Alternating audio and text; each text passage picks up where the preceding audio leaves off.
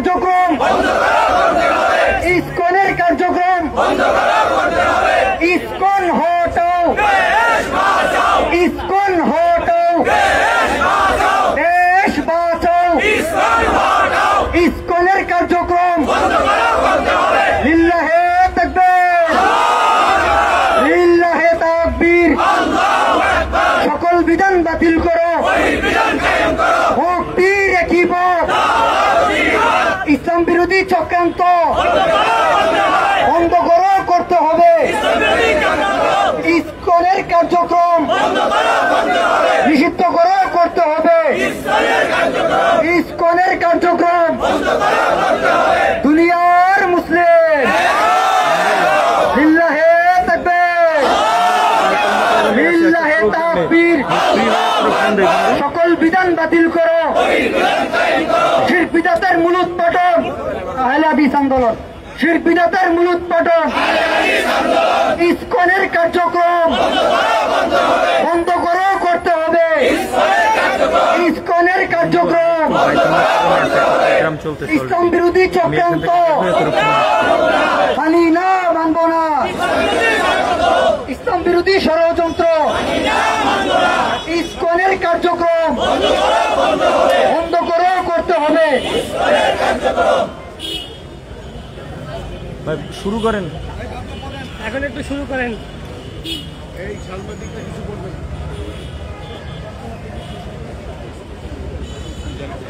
আলহামদুলিল্লাহ নাহমাদু ওয়া সাল্লি আলা রাসূলিল কারীম আম্মা বাদ সম্মানিত উপস্থিতি সম্মানিত সুদীর্ঘ 56,000 বর্গমাইল বাংলাদেশের এই বাংলাদেশ ভূখণ্ড এবং ইসলাম এবং মুসলিমের অতন্দ্র প্রহরী আহলে হাদিস আন্দোলন বাংলাদেশ এবং নির্ভেজাল তাওহীদের ঝান্ডাবাহী এদেশের একক যুব সংগঠন বাংলাদেশ আহলে হাদিস যুব সংঘ ঢাকা উত্তর এবং দক্ষিণ কর্তৃক আয়োজিত আজকে এই মানববন্ধনের মূল প্রতিপাদ্য বিষয় হচ্ছে ইসলাম এবং দেশ বিরোধী সংগঠন ইসকনের কার্যক্রম নিষিদ্ধ করা এবং করতে হবে।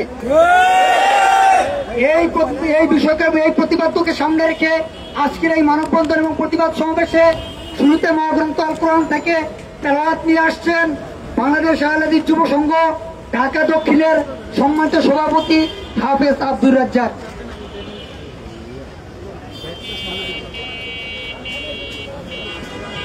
السلام عليكم ورحمة الله وبركاته. أعوذ بالله من الشيطان الرجيم. بسم الله الرحمن الرحيم.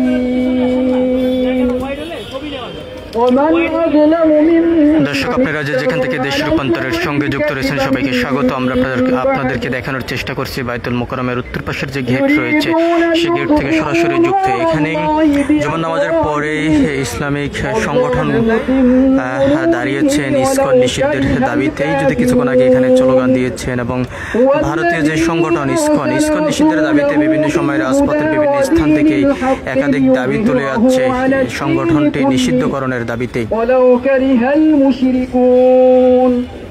ইশার হচ্ছে তার চাইতে আর অধিক জালিম কে হতে পারে যে আল্লাহর নামে মিথ্যা রচনা করে অথচ তাকে ইসলামের দিকে আহ্বান করা হলো।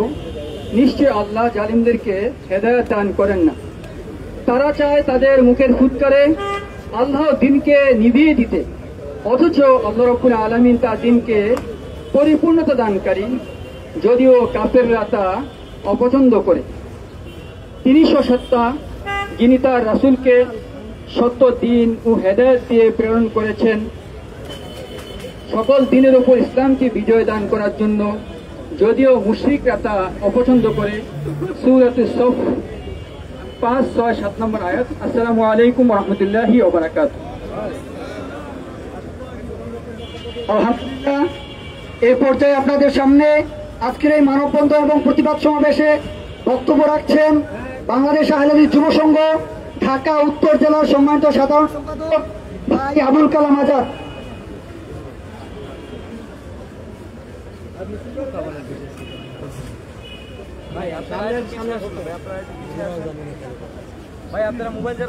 আসসালামু আলাইকুম ওয়া রাহমাতুল্লাহ।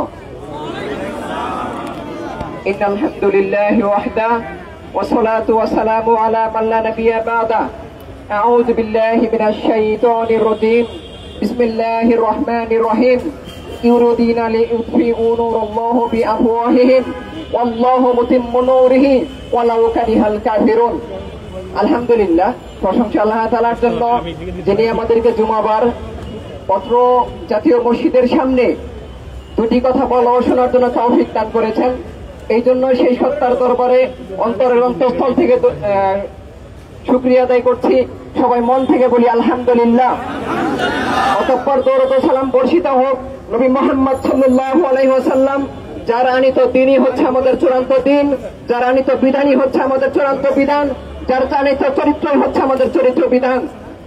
প্রিয় দেশবাসী, প্রিয় মিডিয়া ব্যক্তিত্ব এবং সমস্ত পর্যায়ের দায়িত্বশীল বৃন্দ, আপনারা জানেন বাংলাদেশের সম্প্রতি একটি হিন্দুত্ববাদী সংগঠন ইসকনের যে অগ্রসরণ যে হয়েছে, এটাতে বাতিল যে চিন্তাধারার যে উদ্ভব হয়েছে, আমরা মুসলিমদের পক্ষ থেকে বাংলাদেশ আহলে হাদিস আন্দোলন বাংলাদেশ ও বাংলাদেশ আহলে হাদিস যুব সংঘের পক্ষ থেকে এর তীব্র নিন্দা জানাচ্ছি এবং সেই সাথে বাংলাদেশের সরকারকে সহ সারা বিশ্বের সমস্ত মুসলিমদেরকে সহ বাংলাদেশের সমস্ত মুসলিমদেরকে সাথে করে নিয়ে আমরা একত্রভাবে সমস্বরে আমরা ঘোষণা করতে চাই, ইসকন হটাও, দেশকে বাঁচাও।